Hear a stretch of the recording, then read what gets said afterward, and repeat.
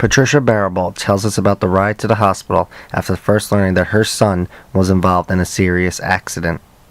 And the ride-in was, it seemed like hours, but and when we got to the medical center, we pulled up to the emergency room, and the entire police academy that he had just graduated from was there, and then most of the higher-ups in the police department were there, and out of all of that, I saw the county exec.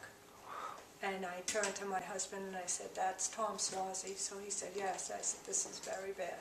Officer Barabalt's family says the reason he survived was because of his son Christopher, who he loved more than anything. The moment Ken had off, Christopher was in tow. And they did everything from go to Broadway plays, to play lacrosse, to go-kart. Time with Christopher, and Christopher loved spending all his time with him. And then, of course, the injury happened, and he was so incapacitated, and so tubes and wires, it was not possible to bring Christopher up to see him. And Father's Day, he was hurt May 18th. Father's Day was the first time that we said, you know, we have to bring him up because now he's doubting that he's even alive.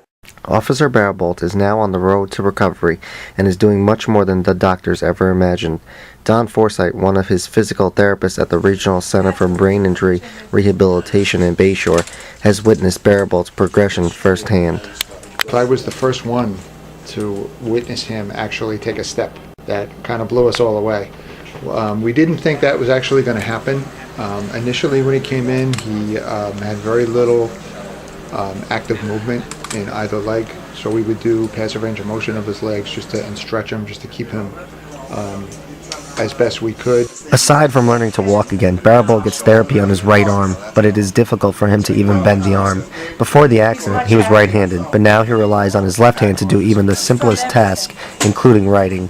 He even asks for paper and pen before anybody even offers, because he is highly motivated to get better.